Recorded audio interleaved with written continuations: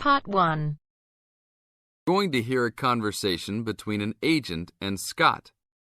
First, you have some time to look at questions 1 to 5.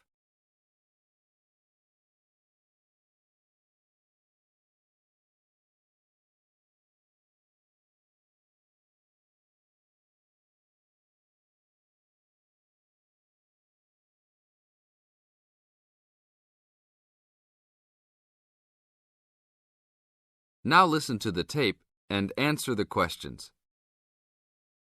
Howdy, what can I do for you? I'm here to ship some things back to China. Okay, we can do that. Shipping things back, eh? Have you lived there before? Yeah, I lived there for 3 years and came back 2 years ago. Now I'm going back to start my own business. Really? Did you ship things with us last time? No, I used a Chinese shipping agency. Well, I'll just let you know that rates have changed recently. So I don't know if they'll be comparable to what you paid before. It doesn't matter to me. My company's paying for it. Aha, then it's nothing off your skin, right? Okay, I'll need your name and where you need to go to pick up the items to be shipped. My name is Scott Linder, Linder, and I live in upstate New York, Saratoga Springs. Oh, sure, I know that place. I go to the races there. Great town. What's the zip there again? 770425, and the street address is 412 West Lake Road. 770425 Westlake, got it. And how big of a container are you going to be looking for? Well, I didn't have a container last time, and I don't think I'll need one this time. I think that I'll have about 6 cubic meters. We can get a subsection of a container then. How big is that? It's 2 meters wide and 3 meters long. 2 meters high, right? Yes, sir.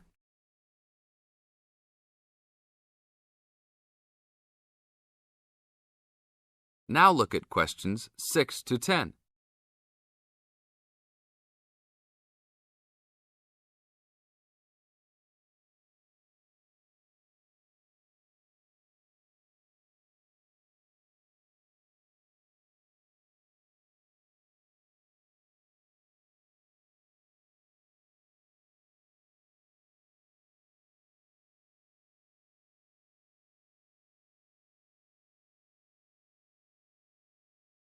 As the talk continues, answer questions 6 to 10. And for customs, I need to know what sort of items will you be shipping? Mostly furniture.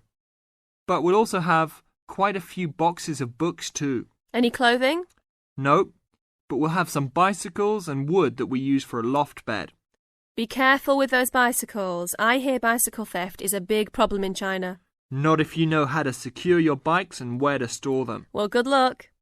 How valuable do you want me to list the entire shipment as being? Let's say about $3,500. Great. Now you'll also have to go over to the customs department to check with them about shipping the wood over to China. I know there are concerns about termites, bugs, etc. No problem. It's the same wood I brought over from China last time. Then you should be okay. It's just a formality. And last of all, where would you like the shipment to be delivered?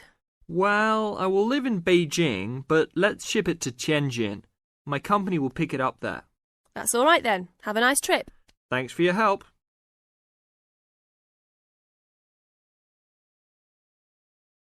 That is the end of Part 1.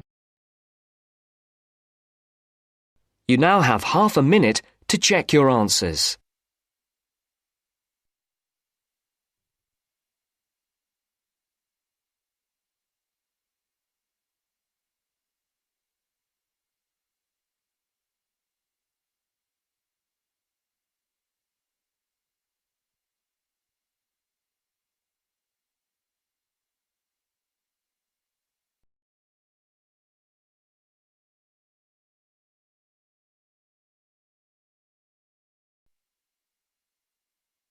Now turns to Part 2.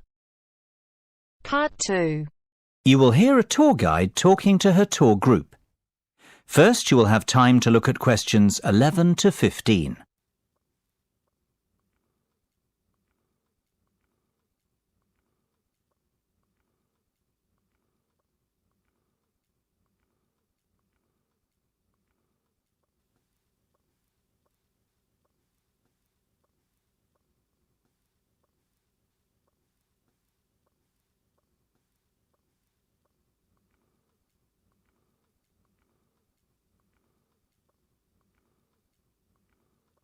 Now listen carefully and answer questions 11 to 15. Well, we certainly have a busy day ahead of us, so let's get started, shall we? You'll find a map of the museum with the itinerary I've just handed out. The museum's our first port of call, so let's have a look at the map now. The door on the right of the entrance hall leads into the gift shop and ticket centre. Once we pick up our entrance tickets, I'd ask everyone to deposit their bags and coats in the cloakroom, which is located towards the back of the gift shop and ticket centre. If you want to pick up an information leaflet, you can approach the information desk situated along the right-hand side. Now, once you come back into the entrance hall, the door on the opposite side to the gift shop leads into the art gallery. There is a special exhibition on there at the moment which is not to be missed. If you continue on up the entrance hallway, that leads into the main exhibition centre. At the back left-hand side, there are some toilets. Beside the toilets, you'll find the 3D theatre. I strongly recommend that you make time for the 30-minute presentation in the theatre. It is well worth a viewing. Running along the right-hand side of the main exhibition centre is the Modern Art Studio. Here, not only can you view some of the most famous works of the 20th century, but you can also sit in on a workshop run by a local artist. So, that's the Art Museum. Before you hear the rest of the discussion, you have some time to look at questions 16 to 20.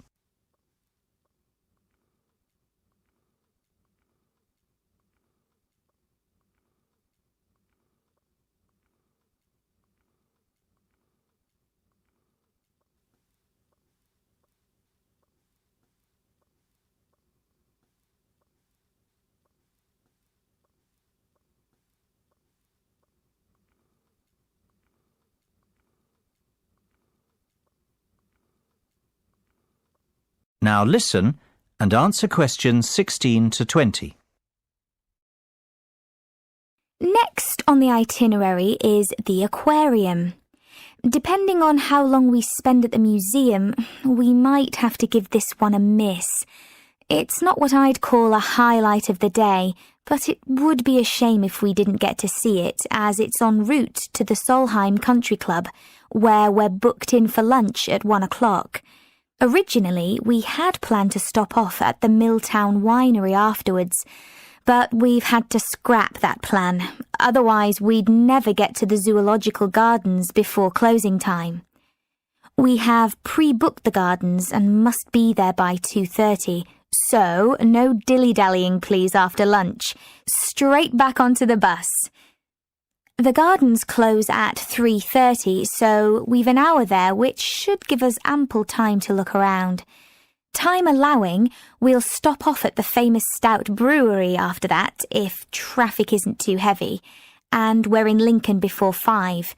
If not, we'll head straight for the National Concert Hall, where you're in for a real treat of an evening, with a performance from the world-renowned cellist, Andrei Borovsky. We have to be in our seats by 6:30 sharp. After that, it's back to the hotel for the night, where a buffet meal will be waiting for us at 8:30, or whenever we get back. That is the end of part 2. You now have half a minute to check your answers.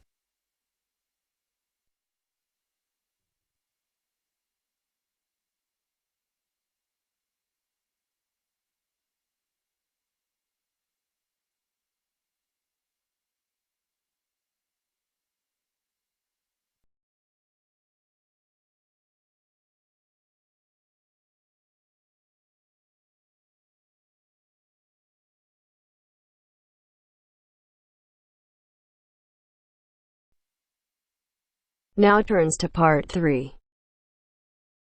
Part 3. You will hear a conversation between Helen and her tutor. First, you have some time to look at questions 21 to 25.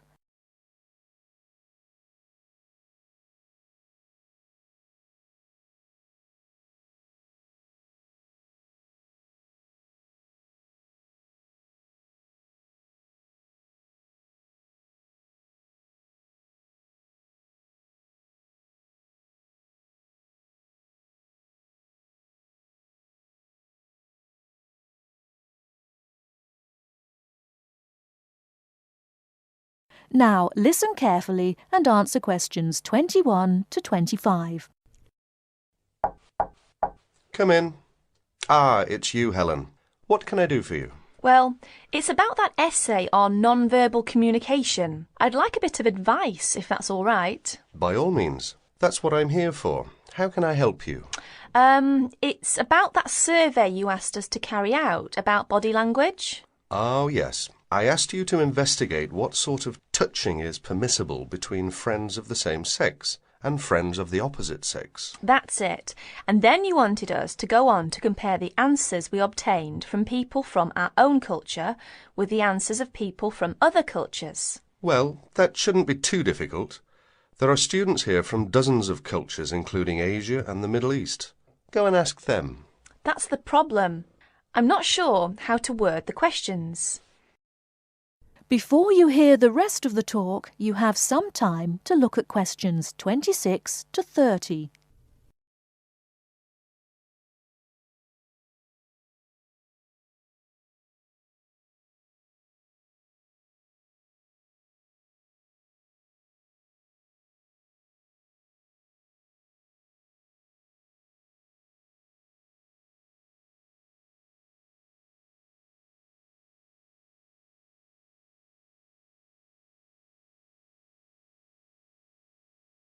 Now listen and answer questions 26 to 30.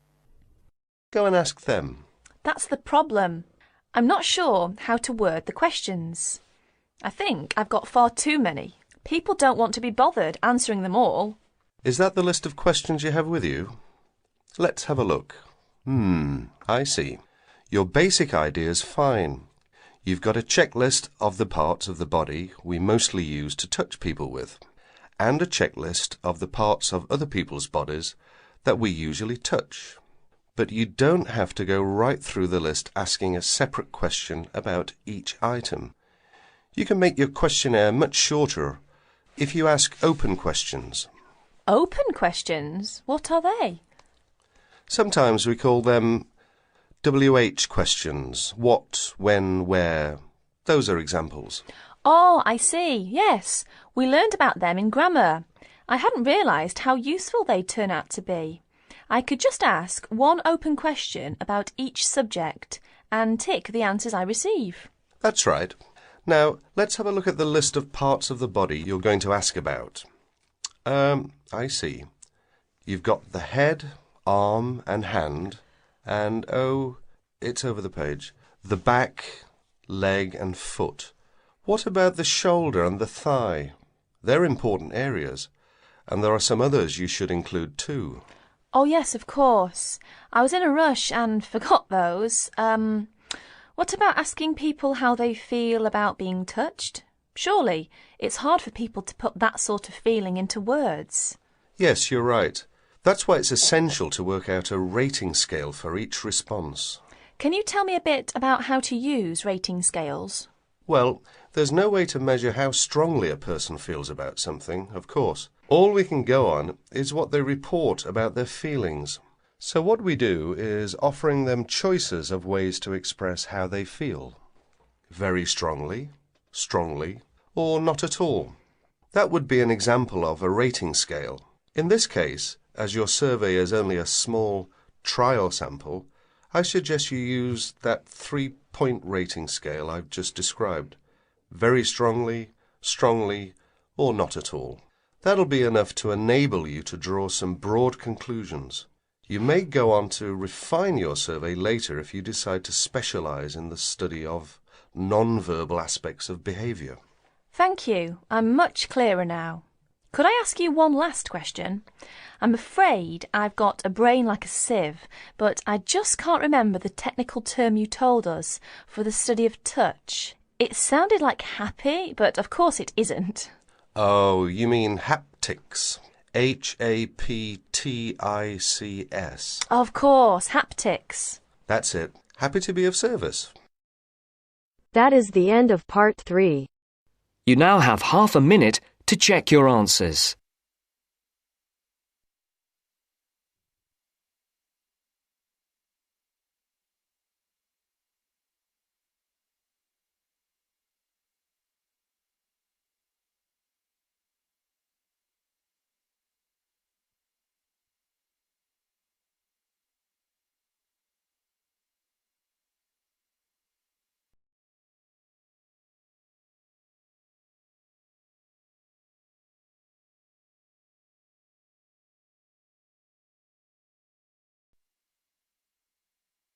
Now turns to Part 4. Part 4. You are going to hear some facts and figures about Australia. First, you have some time to look at questions 31 to 40.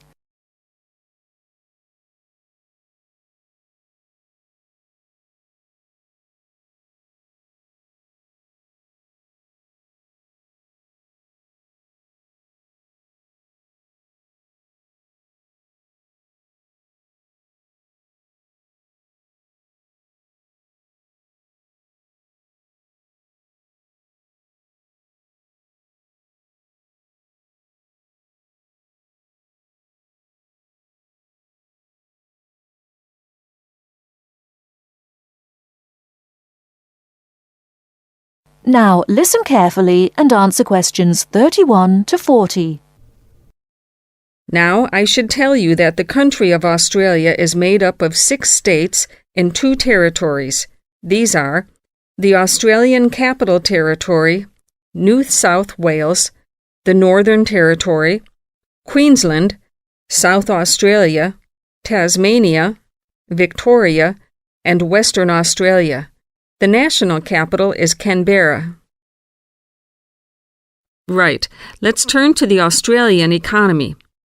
Australia has a prosperous Western-style capitalist economy.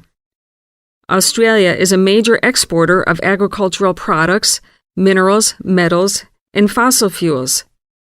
Commodity prices have a big impact on the economy. Australia suffered from the low growth and high unemployment typical of the OECD countries in the early 1990s, but the economy has expanded at reasonably steady rates in recent years. In addition to high unemployment, short-term economic problems include how to balance output and inflation and how to stimulate exports. The economy is made up like this: agriculture, 3.1%, industry, 27.7%, services, 69.2%. The labor force has a similar pattern. The total labor force is 8.2 million. 34% work in finance and services, 23% work in public and community services, 20% work in the wholesale and retail trade, 17% work in manufacturing and industry, and 6% work in agriculture. What are the chief industries of Australia? They are mining, industrial, and transport equipment, food processing, chemicals, and steel. What are Australia's main agricultural products? They are wheat, barley, sugarcane, fruit, cattle, sheep, and poultry. And who do we sell our products to? At present, our chief export market is Japan, which takes 24% of our exports. After that, South Korea takes 8%, and New Zealand and the U.S. each take 7%. In years to come, however, we expect China to become a significant trade partner. China already supplies 5% of Australia's imports. This is the same amount as New Zealand. Meanwhile, we take 1/5, in fact 22% of our imports from the U.S., 17% from Japan, and 6% from the UK. So what sort of things does Australia import? Well, we import a lot of machinery and transport equipment, especially computers and office machines, also telecommunications equipment, and in addition we have to import oil and petroleum products. So let's move to the subject of communications in Australia. We have an estimated 8.7 million telephones and 9.2 million televisions. There are some 134 television broadcast stations and 325 radio stations. The related subject of transport is naturally very important in such a big country as Australia. Let's look at highways first. There are 2 kinds of highways, paved and unpaved. Paved highways are regular roads with a permanent surface. But actually, we have more unpaved highways, around 60%, than paved. when all the country roads are included. In addition, Australia has a railway network of over 38,000 kilometers. But you'll probably find it hard to believe how many airports we've got. 10? 20? 50? No, the total is 443. Of course, this includes many short runways on farms and in the outback. There are only 9 airports with runways of more than 3,000 meters.